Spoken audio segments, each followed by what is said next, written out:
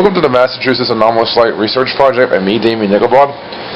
Right now I'm doing a quick video in how to fake a UFO photo and why it's so easy and why it's so dangerous to fake one. I'm going to do two videos, one inside and one outside. Why am I doing two? Because there's two ways of faking a UFO. One during the day, which requires you to use a computer and painting programs to do it right. And this also applies to things like Bigfoot as well. And I discovered this a long time ago, using painting programs, how easy it was to fake images of stuff like this. So if I can get a bright daytime image of something, I'll do it. And I'm looking for something that's bright in daytime. First, I need an image of first of all, to fake one, you need an image that is daytime and has nothing out of the ordinary about it. Just a picture of outside your street. Preferably bright daytime, because you know dawn and dusk don't work particularly all that well.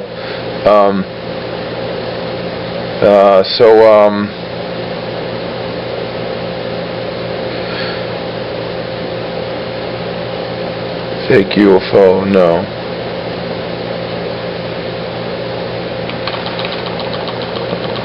I'm looking through all the images I've done through UFO investigations to find what I need. There's a lot of images here, but not exactly all the ones that I'm looking at, and it's becoming a real bitch to find the right one.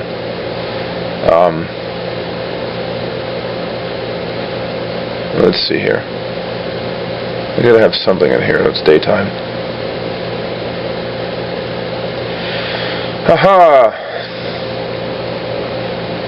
Okay, here's our image of daytime stuff. There's absolutely nothing out of the ordinary of this image. Don't look at the smears on my monitor, it's dirty. That's not what I'm talking about. But this image is taken during the day, last year, in April, or actually September, sorry. So what I'm going to do now is try to find another image I know I did a long time ago, which had fake UFO in it.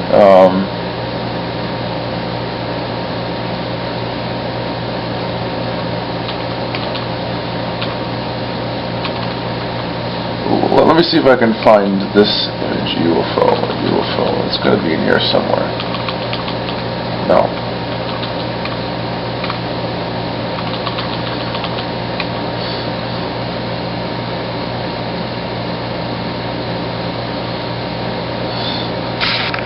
Okay, for the purposes of this image, because I don't have anything else, assume this hanging bird statue is your UFO. What you want to do is copy and paste it carefully into the other image, and I will do that now. I can't do that while holding a camera. There's just no way for me to do it. It's best to use something like a lasso selector, not preferably one that allows you to trace lines rather than trace curves, because it's so much easier. I use the GIMP, the painting program for Linux and Windows. Once you've copied and pasted it, I'm going to paste it into this image right now. It's in the image, okay? And it's painfully obvious it's faked. There's smudges everywhere. You could fix them up a little bit, and I'm going to do that. But instead of doing that, the first thing I'm going to do is apply some blur to it. And that's not the blur I want. We want a Gaussian blur. But even that is not right.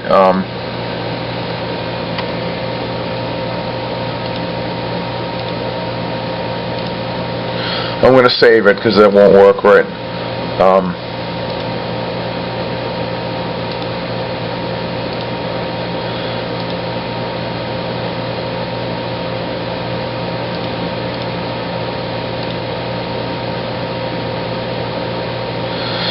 And that didn't work right. We've got to smooth it out so it looks like it's a little bit better.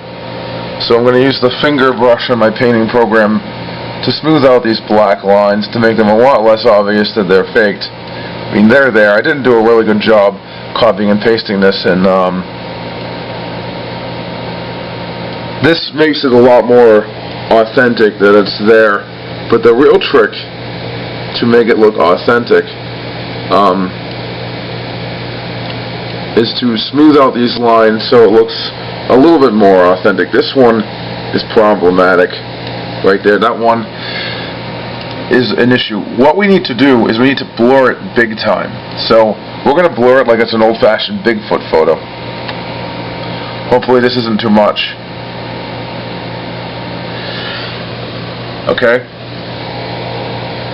And even though this looks a bit fake, we're going to keep blurring it over and over and over and over and over again. And it's really hard to do with this bird thing. But what I found is when I did this with a disc plate, a plate that looked like a shape of a disc, it was disc shaped, and I stuck it in the air and photographed it in one photo and copy and pasted it to another photo. Once I blurred it enough, the evidence that was copied and pasted got destroyed by the blurring, so that you could tell it wasn't fake before the. You could tell it was fake before the blurring, but after the blurring, you had no way of telling, making me think all these Bigfoot photos are faked through blurry camera effects and painting programs. So yeah, it didn't really show up all that well in this video. I apologize. This still looks very fake. I don't have the image I need to do this right. Now to get into nighttime faking, which we can do during the day, so hold on. Okay, we're outside, and I'm going to show you something about faking UFO film at night. Pretend this is all nighttime and you can't see anything. I'm not going to do this during the night because of the insect problems. But, see that contrail up there? Alright, pretend, see if I can use something a little bit more convenient.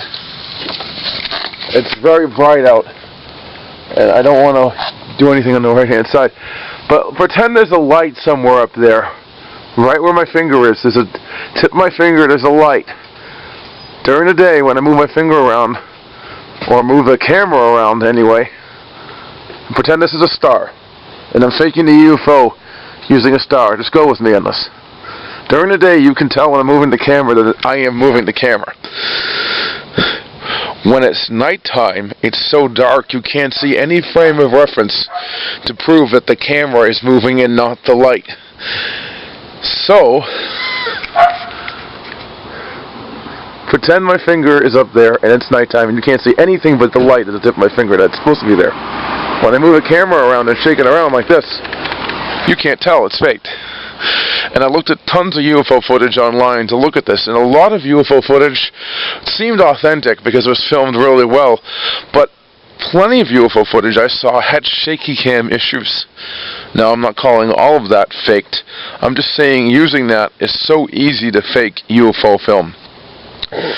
Mine were pretty shaky too. It's very difficult not to shake a camera while you're filming, but it makes it suspicious too at the same time, because you can easily just shake the camera at night with a light, which could be anything but like a star or a plane.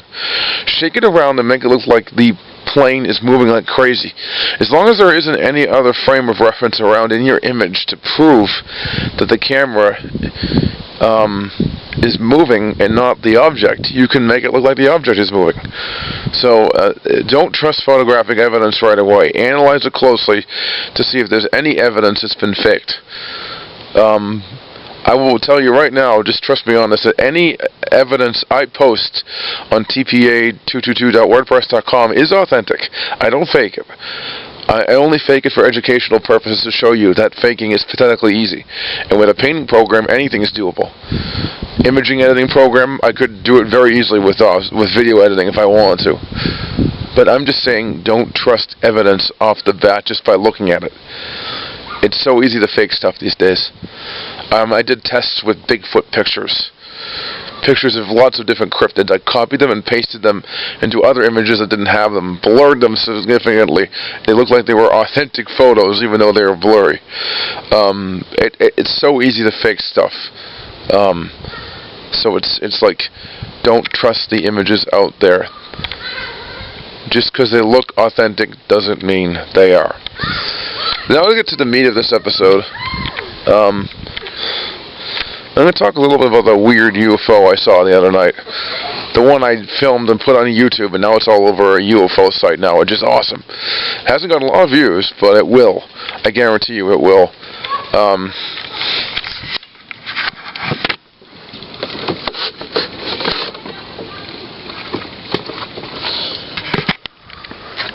I saw it August 9th, last Friday. Right now it's August 12th, so it's Monday.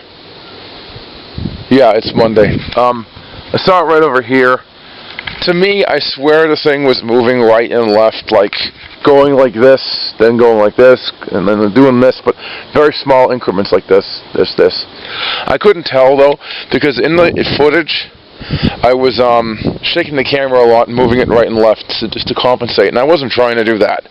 I know that's one way to say, oh, I was faking it, but for real, I saw that object, and it was flickering way too fast to be a plane, and at one part, it just disappeared and stopped flickering for 2 seconds and started flickering again. And when I enhanced the photo, the video, with Movie Maker, Windows 7's movie making program, with edge detection filtering, you can make it really authentic looking, and you can tell what it is, how bright it is, how big the light source is, and it's pretty cool. It was quite big, and it moved around, and I could tell what kind of movements it had, and how bright it was, and how much it flickered, and when it flickered, and when it didn't. I definitely think it was a UFO, because planes simply do not flicker like that. I don't know what it was. I mean, it was weird, but yeah, I just felt like talking about that.